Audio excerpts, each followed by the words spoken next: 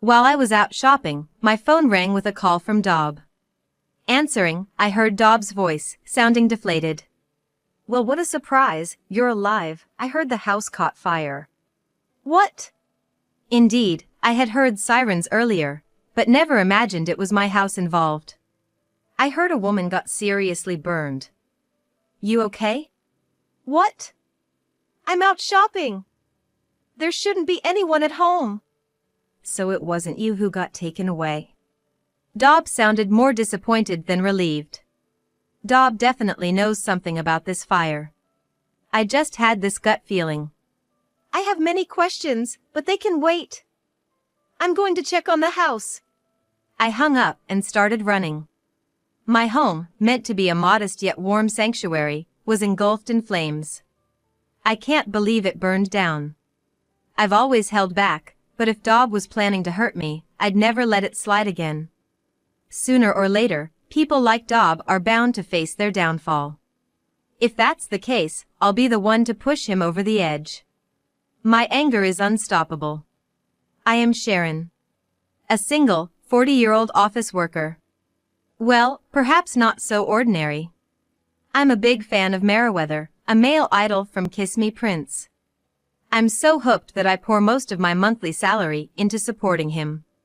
Meriwether has this younger brother vibe that's very healing to watch. I record all his shows, and for live events, I'm at my computer 10 minutes before tickets go on sale, ready to battle it out.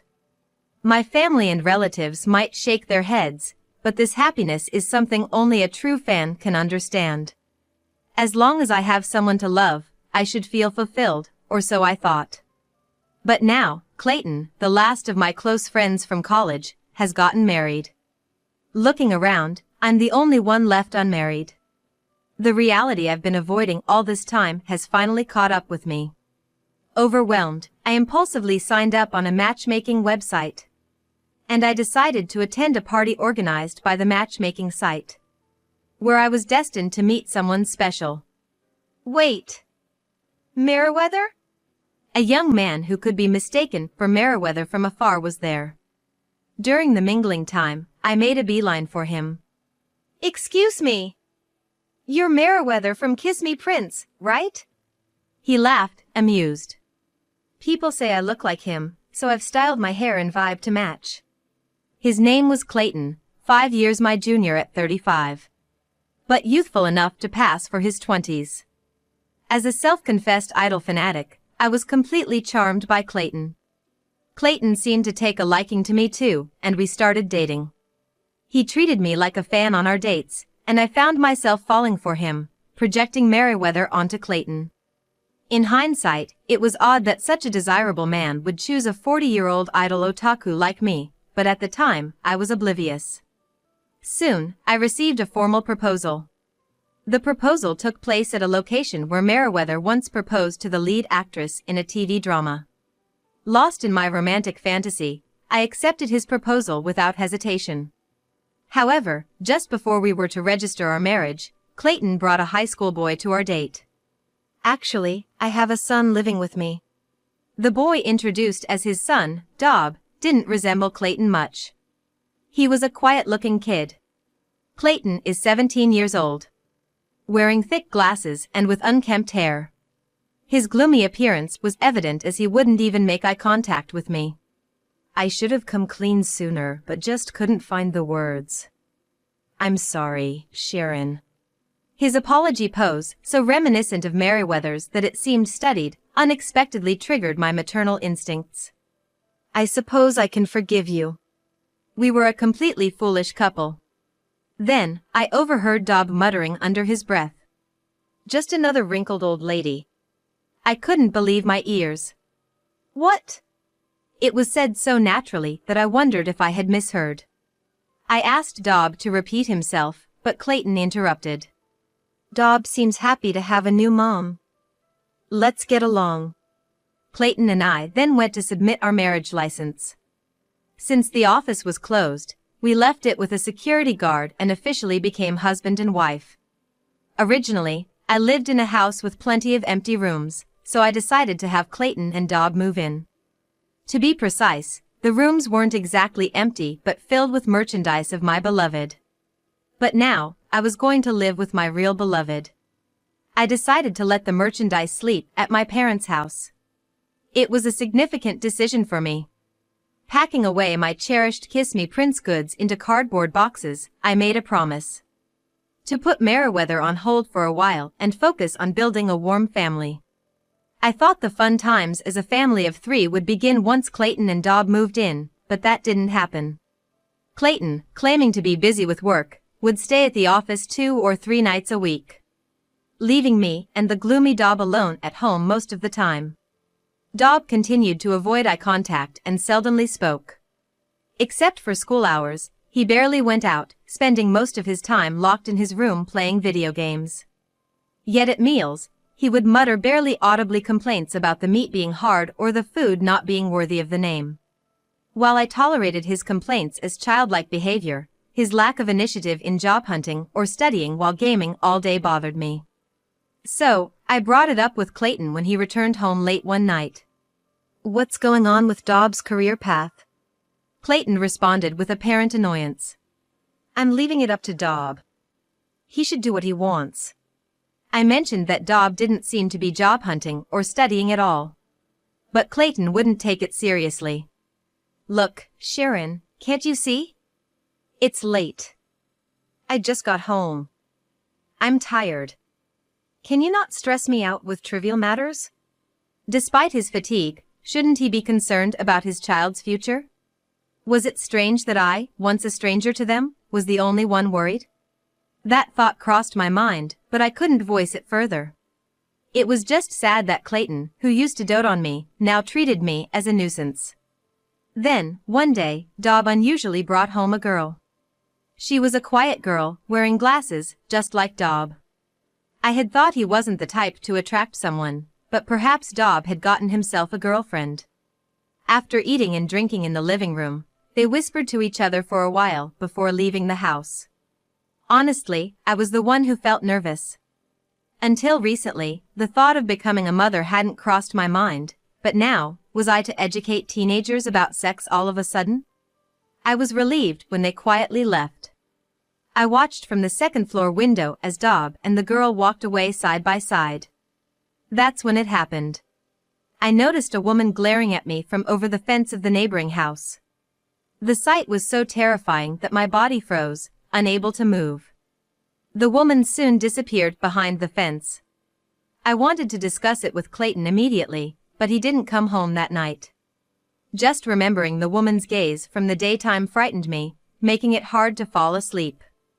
Perhaps due to the stress, I came down with a cold the next day. Dragging my heavy body to work, dealing with Dob's complaints, and after managing the household chores, Clayton came home just as I was lying down. I tried to bring up the woman I saw the previous day. But seeing my intent expression, Clayton grimaced. "Is this about Dob again? Got more complaints?" "It's not a complaint. By the way, it seems Dob has got himself a girlfriend." Clayton sneered, looking pleased in a distasteful way. For a moment, his smile, reminiscent of Meriwether, was soothing. Until he spoke again. "That's my boy. The art of roping in simple girls, I taught him well." "Simple girls?" I echoed back, and Clayton hastily corrected himself. "No, I misspoke. Just shared some tips on wooing a girl he likes." Then, he gently tapped my head. "Thanks for all your hard work. I appreciate what you do for me." Being treated this way used to bring me the utmost joy during our dating days. But now, I couldn't shake off the doubts in my heart. Was I considered a simple girl too? Was I being strung along? But for what reason? I'm just a temp worker, neither wealthy nor well off. After Clayton went to take a shower, I rummaged through his wallet as a precaution, but found no suspicious receipts. Still, I couldn't shake off a bad feeling and grew increasingly distrustful of Clayton. And so, I never got around to talking about that woman. The next morning, Clayton had already left for work by the time I woke up. As I went downstairs to make breakfast, I was greeted by the pleasant smell of sausages cooking. something that had never happened since we got married. To my surprise, Dob was preparing breakfast for me in the kitchen. Sausages and fried eggs with salad and yogurt. He had even poured me a cup of coffee. Wow, this is amazing. What's all this for? Dob, avoiding eye contact again, murmured in a soft voice. You're not feeling well, right? Thought I'd at least make breakfast. For the first time, I felt a genuine warmth and care coming from Dob. I'm so happy. Thank you. Embarrassed, or perhaps ignoring my gratitude, Dob shoved the frying pan into the sink. He didn't do the dishes, but it was a start. I'm off to school. With that, Dob grabbed his bag and left through the entrance. Savoring this moment of joy, I sat alone at the dining table and began my breakfast. Let's eat. Any homemaker knows there's significance even in a simple meal prepared for them. I reached for the coffee first, intending to eat everything, but in my excitement, I knocked over the cup. The coffee Dob poured out spilled all over the table. Oh no, I'm such a klutz. Although regrettable, it didn't dampen my spirits. Quickly wiping the table and finishing my breakfast, I felt somewhat lighter. Right, I need to go grocery shopping. And we're out of detergent, too. I'll head to the cheaper supermarket a bit farther away. I walked to a supermarket I don't usually visit. Passing by a fire engine on the way made me feel a bit uneasy. I hoped whatever house it was heading to would be safe. While shopping, my mobile phone vibrated. It was a call from Dob. Answering, I heard Dob's unexpectedly indifferent voice. Well, what a surprise, you're alive. Alive? What was he talking about? As I puzzled over his words, Dob dropped a bombshell. The house burned down. I saw it on social media. What? I did hear sirens earlier, but to think it was my house. Heard a woman got seriously burned. Are you okay? Something felt off. This wasn't the same Dob who showed kindness earlier. His words felt distant, almost mocking. What? I'm out shopping. No one should be at home. So it wasn't you who got taken away? The art of roping in simple girls, I taught him well. Dob must know something about this fire. I felt it instinctively. There's a lot I want to ask, but that can wait. I need to see the house for myself. I hung up and started running, catching a taxi to rush to the scene. When I arrived, the house was indeed completely destroyed. A crowd had gathered in front of what used to be my home. Leighton from the neighborhood approached me excitedly. You're safe, that's good. A young girl in a uniform was taken to the local emergency hospital. Who is she? I couldn't confidently answer the question, but there was one person I could think of who might be the girl in uniform. It was Dob's girlfriend who had visited our house recently. I was stopped by the police, who mentioned they wanted to talk later due to the incident's nature. I got back into a taxi and headed to the emergency hospital. As the taxi swayed, tears began to form. My home, supposed to be a modest yet warm sanctuary, was all gone. I can't believe it was completely consumed by flames. And Dob's attitude on the phone earlier kept bothering me. If his kindness this morning was only superficial, intending to harm me afterward, I would never show leniency again. Sooner or later, people like Dob would face their reckoning. If so, I was ready to be the one to push him. My rage was unstoppable. At the hospital, I tried to inquire about the situation but was denied due to privacy concerns, unable to meet the girl brought from our house. As I sat in the lobby, a woman rushed in, frantic. Where's Bess? I saw on the news she was severely injured. It's okay. The news was incorrect. She suffered burns to her face and limbs, but her life is not in danger. I was startled. I knew this woman. She was the one who had glared at me through the fence that day. Noticing me, she introduced herself with a business card. My name is Chanel. I'm Clayton's wife and the mother of Dob and Bess. I exclaimed in surprise. But I'm Clayton's wife. Chanel seemed to want to explain, but decided visiting her daughter was more urgent. "Sharon, please come with me." In the hospital room, the girl who had visited our house, Dob's girlfriend, lay in bed. Upon seeing me, she burst into tears. "I'm sorry, I'm so sorry." Comforted by Chanel, Bess sobbed and revealed the whole story. Turns out, Bess wasn't Dob's girlfriend but his sister. She had admired her kind brother since they were young. But some point in time, her brother changed. She said he learned from our father how to wrap simple girls around his finger. After that, he rarely came home. Probably because he was living with me, but Dob told Bess he was living with a convenient woman. Even when he did come back, seeing my brother repeat his misogynistic remarks, Bess wished for the brother she remembered. "How can I get my kind brother back?" she asked Dob, and to that he answered like this. "I want you to set fire to the house of Dad's mistress, Sharon." Bess, swayed by Dob, scouted my house for this reason. That's why Bess had come to my house. After much hesitation, thinking of her brother, she went through with it. But called the authorities immediately after realizing the gravity of her actions. To save me, supposedly asleep inside, she broke a window to enter the house and got injured. "Wait. What do you mean supposedly asleep?" Through tears, Bess answered. "My brother planned to put sleeping pills in your coffee." A chill ran through me. Had I not spilled my coffee, I might not have been safe. Chanel, in a near frenzy, scolded Bess and apologized to me. "How could you do such a foolish thing? You nearly killed someone." "Sharon, I don't know how to apologize enough. It was a lack of supervision on our part. What Dob and Bess did was terrifying."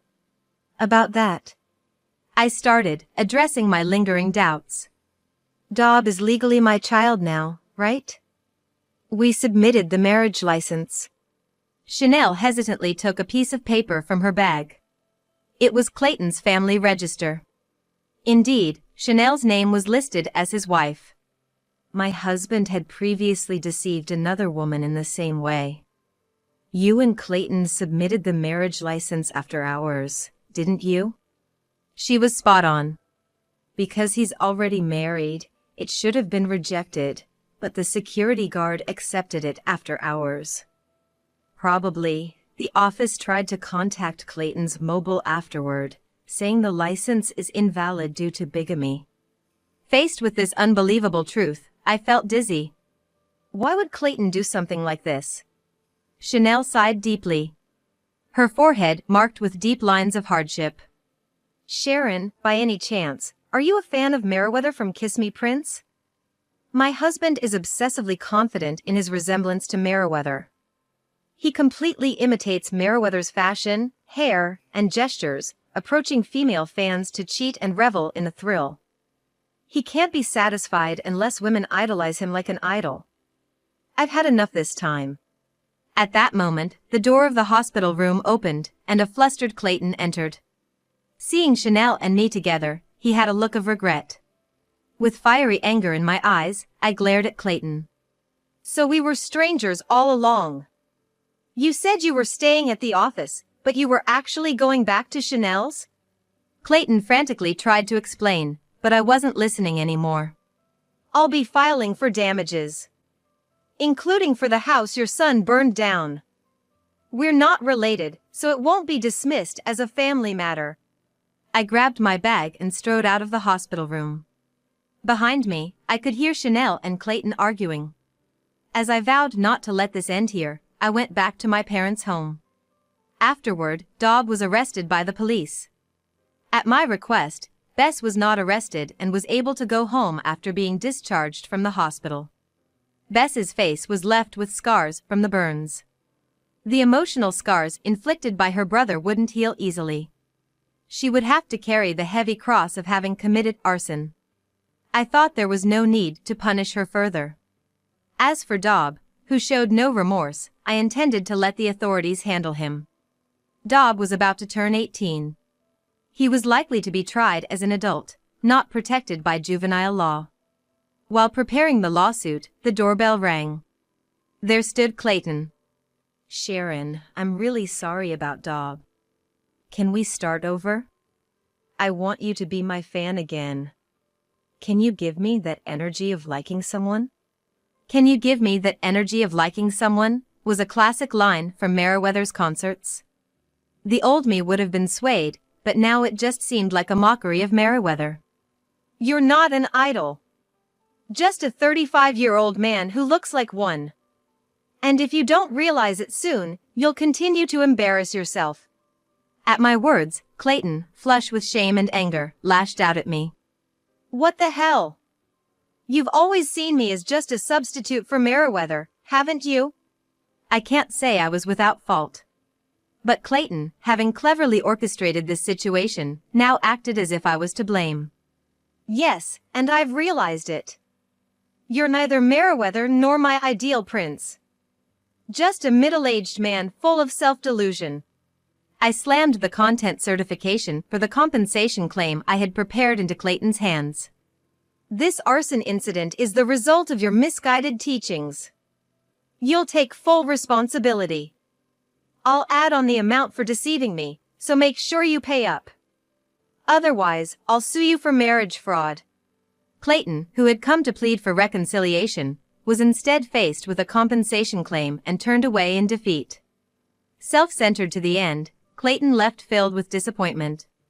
Perhaps frightened by the threat of a lawsuit for marriage fraud, Clayton later transferred the compensation amount, significantly more than the market rate, in one lump sum. This must have drained Clayton's savings completely. I heard that Chanel also divorced him and demanded compensation.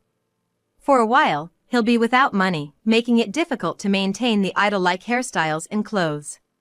As for Daub, he was tried as an adult and sentenced to prison. During the trial, Daub's stubborn refusal to show any remorse, blaming the series of crimes on me, seemed to worsen the impression of the jury. As a result, he received a heavier prison sentence than usual. Of course, he was expelled from high school. Daub's misdeeds became widely known in the local community, making it impossible for him to continue living there after his release. In the evening, I bought a number of pen lights and headed to the park. Girls all dolled up were waiting in high spirits, waving their light sticks.